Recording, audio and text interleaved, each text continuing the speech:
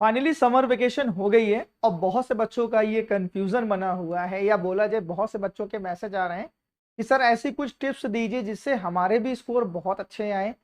इस साल का रिजल्ट सीबीएसई का ये बताता है कि जो बच्चे बहुत हार्ड वर्किंग है, या कहा जाए जो एवरेज बच्चे हैं, उनके बहुत अच्छे स्कोर आए हुए हैं। ठीक है, तो कुछ आज आपको टिप्स देने वाले, अगर आप टिप्स को फॉलो करते हो यार, नेक्स्ट ईयर तुम्हारे भी होल्डिंग बैनर लगने वाले हैं। ठीक है, तुम्हारे स्कूल वाले, तुम्हारे कोचिंग वाले डेफिनेटली आप पे इन्वेस्ट करने जा रहे हैं, क्योंकि उनके एडवर्टीजमेंट से उनके स्कूल का, उनके कोचिंग का नाम होता है। तो कुछ टिप्स ऐसी आपको प्रोवाइड करना जा रहा हूं। ठीक है भाई, अगर आप उसको फॉलो करते हो, वो टिप्स स्टार्ट होती है अब की समर वेकेशन से। जैसा कि इस साल देखा गया है कि सुधाकर सर क्लासेस के बहुत सारे एवरेज बच्चों ने बहुत अच्छे स्कोर करे हैं।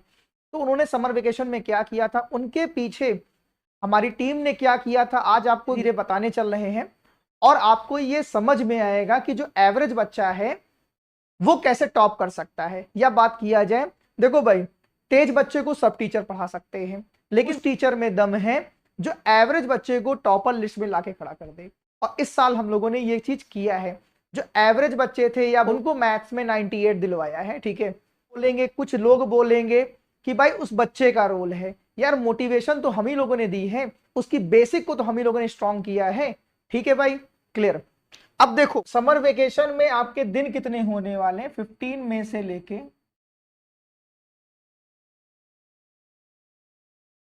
20 जून। क्लियर है, 20 जून तक आपकी समर वेकेशन है। अगर बात किया जाए तो 30 डेज इधर हो गए, 5 डेज इधर हो गए। क्लियर है, तो टोटल डेज आपके आ रहे हैं 35 डेज। क्लियर है, आपके पास समर वेकेशन में कितने दिन बचे हुए हैं, 35 डेज। क्लियर है, और भाई देखो 21 जून से ना आपकी जब छुट्टियां खत्म होगी तो बहुत गर्मी पड़ेगी। तो यहां 21 जून से लेके बात किया जाए 30 जून के बीच में, जो अब देखो, अगर यहां पे 10 दिन काउंट कर दिया जाए तो आपके पास टोटल डेज कितने बन गए, 45 डेज। ठीक, 45 डेज आपके बन गए। अब देखो आपको क्या करना है, आपको केवल अपनी बेसिक स्ट्रॉन्ग करनी है। मतलब अगर बात किया जाए केमिस्ट्री में, तो जैसे सपोज करो आपका जो फर्स्ट चैप्टर है मैटर इन अवर सराउंडिंग ना,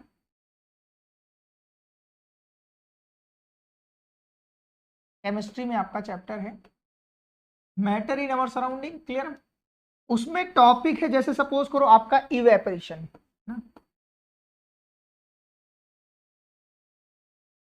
इवेपोरेशन। क्लियर, तो आप उसके पॉइंट बना लो, आप उसके क्या बना लो, पॉइंट बना लो। ठीक, और जब आप पॉइंट बना लोगे ना, तो किसी भी बड़े टॉपिक को आप बहुत छोटे में लिख सकते हो और आपका टॉपिक जो होगा बहुत अच्छे से लिखा जाएगा।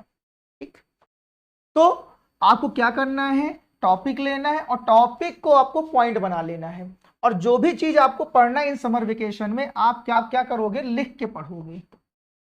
बहुत से बच्चे होते हैं यूनिवर्सिटी वाली पढ़ाई करते हैं, ऐसे बुक लेके बैठ गए हैं यार, पढ़ते गए पढ़ते गए पढ़ते गए, और जब एग्जाम टाइम आता है तो उनके आंसर एग्जीक्यूट नहीं होते हैं। वो इसीलिए एग्जीक्यूट नहीं होते हैं कि भाई उन्होंने लिख के पढ़ा ही नहीं है, उन्होंने यूनिवर्सिटी की पढ़ाई करी जाती। ठीक, अब देखो आप फिजिक्स में चले जाओ, आपको यहां पे फॉर्मूला शीट बना लेनी है। क्या बना लेनी है, फॉर्मूला शीट। बहुत से बच्चों को प्रॉब्लम आ रही है न्यूमेरिकल में, बहुत से बच्चों को प्रॉब्लम आ रही है कहां पे, न्यूमेरिकल में।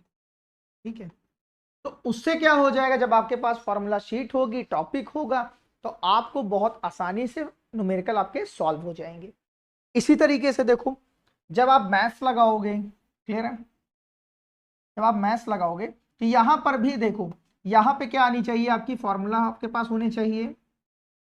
और बहुत से बच्चों का ये कंफ्यूजन होता है कि सर हम अपने घर में वो क्वेश्चन लगाते हैं, आपके सॉल्व हो जाते हैं, लेकिन एग्जाम टाइम में जब हम सॉल्व करने जाते हैं तो आपके क्वेश्चन सॉल्व नहीं होते हैं, या बोला जाए वहां पे क्वेश्चन आंसर एग्जैक्टली नहीं आ पाते हैं। तो देखो यहां पर एक टिप्स देंगे, जब भी आप कुछ मैथ के क्वेश्चन सॉल्व करते होगे ना, तो आप जानते हो फट से तुरंत उसके आंसर देख लेते हो। तो आप क्या करिए, 5-5 क्वेश्चन का, 10-10 क्वेश्चन का सेट बनाइए। ठीक है, 10-10 क्वेश्चन का सेट बनाइए और जब 10 क्वेश्चन 5 क्वेश्चन आपके सॉल्व हो जाएं तब उनको आंसर की से मिलाइए। उससे क्या होगा, जो क्वेश्चन आपके रॉन्ग हो जाए उसके ऊपर इंपॉर्टेंट लिख लीजिए, उसके ऊपर इंपॉर्टेंट लिख लेना, ठीक है। और आपने हमेशा ये ऑब्जर्व किया होगा, जो क्वेश्चन आपके नहीं आते, जो क्वेश्चन आप छोड़ देते हो, वही क्वेश्चन एग्जाम में आ जाते हैं।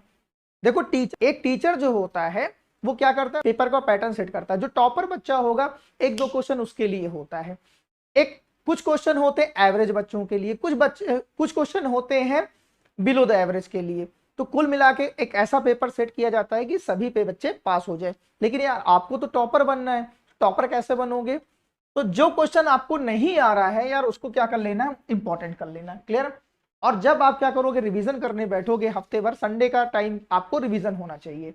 तो जब आप रिवीजन करने बैठोगे तो डेफिनेटली उन क्वेश्चन को पहले लगा लीजिएगा, तो क्वेश्चन फंसेगा ही नहीं। और जब आप सॉल्व करने बैठ जाओगे तो यार जल्दी जल्दी आंसर आने लगेंगे, ठीक।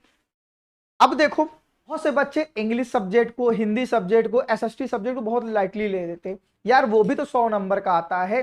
सपोज करो किसी बच्चे ने, सपोज क्या करना है यार, मैंने तो बहुत सारे ऐसे बच्चे देखे हैं जिनके मैथ्स में 98 नंबर पाए हैं, साइंस में 98 नंबर पाए हैं, इंग्लिश में वो 71 पाया हुआ है, हिंदी में वो 80 पाया हुआ है, तो उसकी तो रैंक चली गई ना। तो आपको हमेशा ये जान रखिए, जितना वेटेज आपको साइंस में देना है, जितना वेटेज आपको मैथ्स में देना है, उससे कहीं ज्यादा वेटेज आपको हिंदी में देना है, कंप्यूटर में देना है, हर सब्जेक्ट में आपको उससे ज्यादा वेटेज देना है, ठीक है भाई। कोई सब्जेक्ट थोड़ा कम होता है, कोई सब्जेक्ट थोड़ा ज्यादा होता है। आप हमेशा ये याद रखिए कि सभी जो पेपर आने वाले हैं वो सभी 100 मार्क्स के आने वाले हैं। पढ़ के टॉप नहीं कर सकते हो आप, साइंस पढ़ के टॉप नहीं कर सकते हो। अगर आप बात किया जाए, कुछ बच्चों के क्वेश्चन होते हैं कि सर हमको मैथ्स नहीं आती, साइंस नहीं आती, तो हम बढ़िया से कर लेंगे, तो यार मैथ्स साइंस में तुम्हारे नंबर कम हो जाएंगे। तो आपको इक्वली वेटेज देना है।